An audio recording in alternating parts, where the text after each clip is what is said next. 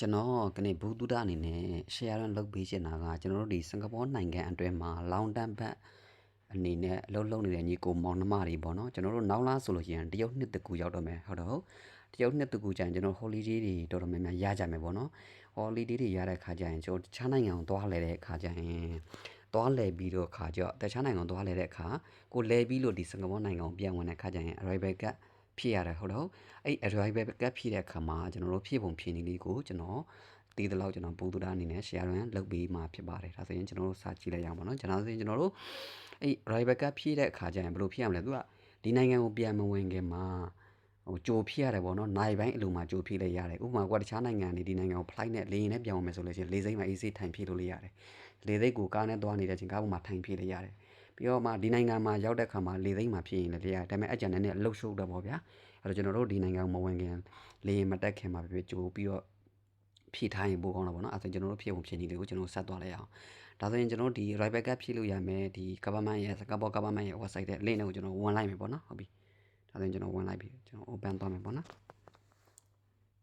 okay ဒါဆိုရင်ကျွန်တော်ဒီသူ့ရဲ့ဒီ link တွေကိုရောက်သွားပြီပေါ့နော် website ထဲကိုရောက်ဒီမှာ Singapore right back SGACN electronic pass ပေါ့နော်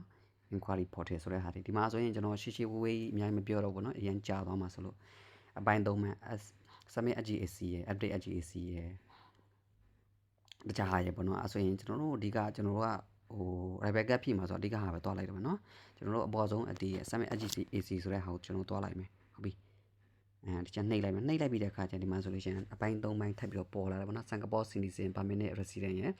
long term back ဟိုတာရဲ့เนาะ foreign visitor ဘာညာပေါ့နော်အဲဆိုရင်ကျွန်တော်တို့ကlong term back သမားတွေဆိုတော့ခါကျတော့ကျွန်တော်တို့ဒီမဲ့လေရဲဟာကိုကျွန်တော်တို့ရွေးလိုက်ပဲเนาะ long term back ဟိုတာကိုတွားလိုက်မယ်ဟုတ်ပြီဒီမှာဆိုရင်ရောက်သွားပြီ long term back ဟိုတာ submission ဆိုတဲ့ဟာကိုရောက်သွားပြီ okay ဒါဆိုရင်ဒီမှာဆိုရင် lead traveler day of arrival ဆိုတော့က day of arrival ဆိုတော့ကကျွန်တော်တို့ဒီစင်ကာပူတခြားနိုင်ငံကိုသွားလဲတဲ့နိုင်ငံနေပြီးတော့စင်ကာပူကိုပြန်ရောက်မဲ့နေ့ကိုထည့်ရမယ်เนาะဒီမှာဆိုရင်ကျွန်တော်တို့2လပိုင်း2026ပေါ့နော်2လပိုင်း2လပိုင်းအဲ့တော့မှဒီမှာ1ရက်2ရက်3ရက်ကျွန်တော်ကြိုပြတယ်ပေါ့နော်ခဏရက်2လပိုင်း1ရက်ဆိုတော့2ရက်3ရက်ပေါ့နော်1ရက်နေ့ကိုကျွန်တော်ဘာလို့1ရက်နေ့ကိုထည့်ပြလဲဆိုတော့ကျွန်တော်ညပိုင်းရောက်တဲ့အချိန်တွေရှိတယ်ဥပမာကျွန်တော်ကခဏဒီမလေးရှားနိုင်ငံမှာဆိုလို့ရှိရင်ကျွန်တော်ည flight နဲ့လာမှာဆိုရင်ညကျမှရောက်မဲ့အချိန်အဲ့ဒါကြောင့်မို့သူက1လပိုင်းကို1ရက်နေ့ကိုထည့်ထားတယ်2လပိုင်း1ရက်နေ့ကိုမနေ့ပြန်ဆိုလဲမနေ့ပြန်တပတ်ခါဆိုလဲတပတ်ခါပေါ့3ရက်နေပေါ့နော်အဲ့လိုထည့်လို့ရတယ်ဒါဆိုကျွန်တော်တို့ကြိုက်တာတစ်ခုရွေးလို့ရတယ်ဥပမာကျွန်တော်2ရက်နေမနေ့ပြန်ပေါ့နော်မနေ့ပြန်ကျွန်တော်အလဲရဟာတွေကိုရေးလိုက်မယ်2လ2ရက်နေ2လပိုင်း2026ကိုကျွန်တော်ရွေးလိုက်မယ်ရေးပြီးပြီဟုတ်ပြီဒါမှဆိုရင်အောက်ကိုတစ်ချက်သွားဆွဲကြည့်မယ်နော်မောင်နေမှာ personal information အဲ့ဒီကောင်ကိုသွားလို့ရတယ်သူက Simbat ကနေလည်းတိုက်ရိုက်သွားလို့ကျွန်တော် Simbat software ရှိတယ် Simbat account ရှိတယ် software ရှိတယ်ဆိုရင်အရင်အစင်းသက်ဝင်ထားပြီးသားရှိတယ်ဆိုရင်အဲ့ဒီကနေလည်းတိုက်ရိုက်သွားလို့ရတယ်မဟုတ်ဘူး manual လက်နဲ့တစ်ခုချင်းဖြည့်ချင်တယ်ဆိုလည်းဖြည့်လို့ရတယ်ဒီမှာဆိုကျွန်တော်တို့ permit card မှာကျွန်တော်တို့ permit card မှာပါတဲ့ finance VAT ပေါ့နော်အဲ့ဒီ finance VAT ကျွန်တော်ဥပမာဖြည့်ပေးမယ်နော်ဥပမာနော်ကျွန်တော်ကအမှားကြီးထည့်ပါနော်ဥပမာကို finance VAT ကိုရဲ့နံပါတ်ကိုထည့်ရမှာနော်ကျွန်တော်တို့ permit ကို permit တလောက်ကောင် expert တလောက်ကောင်အဲ့ဒီရပါတဲ့ဒီ finance VAT ကိုကျွန်တော်တို့ထည့်ရမယ်ပေါ့နော်အဲ့ဆိုရင်ကျွန်တော်ထည့်ပေးမယ် okay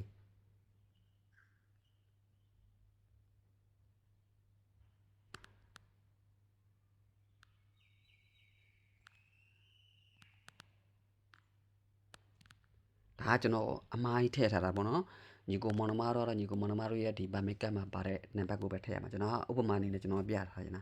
ဟုတ်ပြီဒီမှာဆိုလို့ရှိရင်ကျွန်တော်တို့ဒီမှာဆိုရင် name ကျွန်တော်တို့ဒီ permit card မှာပါတဲ့ name ပေါ့နော်ကျွန်တော်လည်းဥပမာထည့်ပြီးဥပမာအနေနဲ့ဖြည့်ပေးတာပေါ့နော်ကျွန်တော်ဥပမာကျွန်တော်က DDD ဟုတ်ပြီဒါကကျွန်တော်ရဲ့ permit card မှာပါတဲ့ name ပေါ့နော်ဥပမာအနေနဲ့ထည့်ပေးတာနော်ကျွန်တော်ပြီးမှအမှန်ပြန်ထည့်မှာပြောရင်လည်းကျွန်တော်ရဲ့ဒီ personal ဟိုကိုကျွန်တော်နည်းနည်းလေး hide ချင်တယ်မို့ကျွန်တော်အဲ့လိုမျိုးလုပ်လိုက်တာပါဘယ်လိုမှတော့သဘောမထားပါနဲ့ဟုတ်ပြီရှင်ကျွန်တော်ဒီမှာဆို date of birth ပေါ့နော်ဒီမှာဆိုရင် date of birth မှာဆိုရင်ရှေ့က DD ဆိုတာကကျွန်တော်တို့ရက် mm ကမန်လာပေါ့နော်ပြီးနောက်က year ပေါ့နော်အဲ့ဆိုရင်ကျွန်တော်တို့အဲ့ဆိုရင်ဘယ်လိုခံမလဲဆိုရင်ဥပမာကျွန်တော်က08ဆိုတာက8ရက်ကိုပြောချင်တာပေါ့နောက်က01ဆိုတာက1လပိုင်းပေါ့နော် sorry မှားကုန်ပြီ02ဆိုတာ2လပိုင်းပေါ့နော်နောက်တစ်ခုကကျွန်တော်မွေရဲ့နှစ်ပေါ့နော်1990မှာဒါဥပမာကျွန်တော်ထည့်တာဥပမာထည့်တာနော်ကိုကတော့ညီကိုမောင်ကတော့ကိုအမှန်ထည့်ရမယ်နောက်ကကျွန်တော် email address ထည့်ရမယ်ဒီမှာ email address ကျွန်တော်တို့အဲ့ email address ကိုထည့်တဲ့ခါကျ email address ကသူကဘယ်လိုလဲလာမှာဆို spelling အကြီးတွေနဲ့စလုံးပေါင်းအကြီးတွေနဲ့လာမှာ ပုံမှန်ဆိုရင်ကျွန်တော်တို့မေးရပါတယ်စလုံးအတော့တွေဟုတ်တယ်နော်ဒါပေမဲ့ဒီမှာသူကထည့်လိုက်တဲ့ခါကျအကြီးတွေနဲ့လာမှာပေါ်မှာဒါပေမဲ့အဲ့ဒါကျွန်တော်အမားမဟုတ်မှန်တယ်နော်ဥပမာ email အတွက်ထည့်လိုက်ပြီးထားလိုက်ပါတော့ဗောနော်ကျွန်တော်မနှိပ်တော့ဘာလို့နှိပ်တဲ့နဲ့ကျွန်တော်ရဲ့ email က automatic ပေါ်လာမှာမဟုတ်လို့ကျွန်တော်မနှိပ်တော့နည်းနည်းလေးဟိုဖြစ်လိုက်မယ်လေနော်ညီကိုမနမတို့ရဲ့ email ကိုထည့်မယ်ဟုတ်ပြီထည့်ပြီးပြီဆိုတော့ねကျွန်တော်တို့ဒီမှာအောက်မှာနောက် thread PM အောက်ဆိုင် head declaration ဆိုတာတွေပါလာတယ်ဘာတွေလဲဆိုတော့ကျမ်းမာကြီးပေါ့ဗျာရှင်းရှင်းပြောရင်တော့ကျွန်တော်ယောဂရှိမရှိပေါ့ဗျာသူ့နိုင်ငံကနေပြီးတော့တခြားနိုင်ငံကိုသွားလဲလိုက်တဲ့ဒီတစ်ပတ်နှစ်ပတ်တော့လောက်ကောင်တရက်နှစ်ရက်တော့လောက်အဲ့ဒီအတော်တွေမှာဖျားတာနာတာဘာညာတရကပေါ့ဗျာကျွန်တော်တို့အသေးစိတ်မပြောတော့ဘူးကြော်သားမှဆိုလို့နော်အဲ့ဒါရှိလားပေါ့နော်ဒီမှာ do you currently have fever တော့ဥမာဒါဖျားတာနာတာချောင်းဆိုတာဘာညာတရကပေါ့ဗျာအသက်ရှူကောင်းကြိုက်တာဘာညာတရကရှိလားပေါ့နော်အော်အန်တာဘာညာအဲ့ဒါရှိလားမရှိဘူးလားမေးတာမရှိဘူးဆိုတော့ကျွန်တော်တို့က no ပေါ့နော်အကယ်၍ဒီမှာဆိုရင်သူကအပေါ်မှာလည်းပါတယ် for information ဆိုတာဟိုပြောရင်မဟုတ်မှန်မှန်နေဖြစ်ရင်ဆိုလို့ရှိရင်ဖြစ်မှုမြောက်တယ်ဆိုတော့လည်းသူပြောထားတယ်ပေါ့နော်သူနိုင်ငံရဲ့ law အရ okay ဒီမှာကျွန်တော် no ဖြစ်တယ်မြန်မာရှိလားသူ yes or no မေးခွန်းနဲ့ဖြေမေးတဲ့ခါကျတော့ကျွန်တော်ကရှိရင် yes လို့မေးလိုက်လို့ရှိရင်ငါမှယောဂရှိတယ်လို့တွားပြီးတော့လောက်ထားတာအဲ့ဆိုတော့စမမေးခွန်းအဲ့ကျွန်တော်မရှိဘူးဆိုတော့ no ရွေးလိုက်မယ်နောက်တစ်ခုကကျ have you visited any of the listed country in Africa or Latin America ဆိုတော့ကဆိုလိုတဲ့ဒီပါဒီကျွန်တော်တို့ဒီစင်ကာပူကနေထွက်လိုက်တဲ့တပတ်အတော်အတွင်းမှာတရက်နှစ်ရက်တော့လောက်ဒီအလဲထွက်တော့လောက်အဲ့ဒီအလဲထွက်လိုက်တဲ့အတော်အတွင်းမှာအဲ့ဒီအာဖရိကတော့လောက်လက်တင်အမေရိကတော့လောက်အဲ့ဒီနိုင်ငံတွေကိုသွားလဲခဲ့တာရှိလားလို့သူမေးတာအဲ့ဒီနိုင်ငံတွေကဘိုင်နေနဲ့ကိုတက်မေးတာဘာကြောင့်လဲတော့မသိဘူးပေါ့နော်ရှိလားလို့အလဲသွားခဲ့တာရှိလားဆိုသူမေးတာအဲ့တော့ကျွန်တော်မရှိဘူးပေါ့နော်မရှိဘူးအဲ့ yes ကိုမေးရွေးလို့ကျွန်တော်ရှိတယ်ဖြစ်တော့မှာဆိုတော့အဆင်မပြေအဲ့ကျွန်တော်မရှိဘူးမလဲဘူးဆိုတော့no ရွေးလိုက်ပြီဟုတ်ပြီရွေးပြီးပြီဆိုတော့ねကျွန်တော် next ကိုသွားမယ် next ကိုသွားလိုက်မယ်ပေါ့နော်ဟုတ်ပြီအဲ့ကျွန်တော်တို့ next ကိုသွားမယ်ပေါ့နော်အပေါ်မှာလည်းကျွန်တော်မေးအတွက်ဖြည့်ရမယ်ပေါ့နော်မေးအတွက်ဖြည့်ရမယ်နော်ပြီးရင်နေရလဲကျွန်တော်ပါမယ်ကတ်မှတ်ပါတယ်နာမည်အမှန်ဖြည့်ရမယ်အကုန်လုံးဖြည့်ပြီးဆိုကျွန်တော်နောက်တစ်ဆင့်သွား next ကိုသွားလိုက်မယ်ပေါ့နော် okay next ကိုနှိပ်လိုက်ပြီ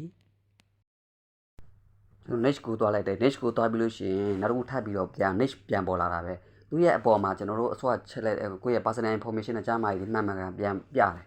မှန်မနေဆိုလို့ရှိရင်ကျွန်တော်လေးချောင်းကလေးအမှန်ချက်ချင်မယ် I have reached and agree ဆိုတဲ့စာလေးကိုအမှန်ချက်ချင်မယ်ချစ်ပြီးလို့ရှိရင် next ကိုထပ်သွားမယ်ထပ်ပြီးလို့ရှိရင်အဲ့မှာတော့ကုန်းနံပါတ်ချပေးတယ်5398သူချပြီးတဲ့ကုန်းနံပါတ်လေးကိုကျွန်တော်တို့ရိုက်ထည့်မယ်ရိုက်ထည့်ပြီးလို့ရှိရင်ကျွန်တော်တို့ SUP MID ဆိုတဲ့ submit ဥစ္စာလေးကိုနှိပ်လိုက်မယ်ဒါကနောက်ဆုံး file နဲ့ဖြည့်ရတဲ့ဥစ္စာပေါ့နော်နောက်ဆုံးအဖြစ်နှိပ်လိုက်မယ် submit ဆိုတော့နှိပ်လိုက်လို့ရှိရင်ဒါပြီးပြီကျွန်တော်ကြည့်အောင်ပေါ့နော်အဆင်ပြေမပြေဒီမှာဆိုရင်အဆင်ပြေသွားပြီဒါဆိုလို့ရင်ကျွန်တော်ဒီစင်ကာပူ rival cat ဖြည့်တဲ့ဟာအဆင်ပြေသွားပြီပေါ့နော်ဒီမှာဆိုသူကလည်းစာလေးလည်းပြလဲပေါ့နော်အမှန်ချက်ကလေးနဲ့ your Singapore rival cat submission is successful ဆိုပြီးတော့သူကပြလာတယ်ပေါ့နော်ပြီးလို့ရှိရင်ကျွန်တော်တို့ရဲ့ဒီ email ထည့်ခဲ့တယ်ဟုတ်တော့အဲ့ဒီ email ထဲမှာလည်းသူက email ပို့ထားလိမ့်မယ်မင်းရဲ့ဒီ rival cat ဖြည့်တဲ့ဟာအဆင်ပြေသွားပြီဆိုတဲ့အကြောင်းကျွန်တော်အဲ့ဒါကိုတော့ကျွန်တော်မပြောတော့ဘူးပေါ့နော်မပြတော့ဘူးပေါ့နော်ဒါဆိုရင်ကျွန်တော်တို့ကိုလေခဲ့တဲ့နိုင်ငံနေပြီးတော့ဒီစင်ကာပူနိုင်ငံကိုပြန်ဝင်တဲ့ခါကျရင်လေသိက်ကိုရောက်တဲ့ခါကျရင်ကျွန်တော်အဆင်ပြေချုံမှုစာဝင်လို့ရပြီပေါ့နော်ဘာထပ်ဖြည့်စရာလည်းမလိုတော့ဘူးနော်နောက်တစ်ခုကဒါလေးကအရန်လွယ်တယ်ဆိုပြီးမှလည်းပေါ့နော်မတည်သေးတဲ့ညီကိုမောင်နှမတွေအတွက်ကျွန်တော်ကပြန်လဲပြီးတော့ပြောပြခြင်းဖြစ်ပါတယ်ကျွန်တော်လည်းကျွမ်းကျင်တဲ့သူမဟုတ်ပါဘူးဒီလိုပဲလေးလိုက်နေကျွန်တော်လေးလိုက်နေပြန်ပြီးတော့တည်ရဟာလေးကိုပြန်ပြီးတော့မျှဝေပေးခြင်းဖြစ်ပါတယ်ကျွန်တော်တဲ့ပိုတည်တဲ့ပိုတက်တဲ့ညီကိုမောင်နှမတွေစီနီယာညီကိုမောင်နှမတွေအများကြီးရှိတယ်ပေါ့နော်သူတို့လည်း share လုပ်ပေးတာတွေအများကြီးရှိတယ်ပေါ့နော်ကျွန်တော်လည်းကျွန်တော်တို့ပြန်ပြီးတော့ share လုပ်ပေးတာဖြစ်ပါတယ်ဟုတ်ပြီအားလုံးကိုကျေးဇူးတင်ပါတယ်ခင်ဗျာနော်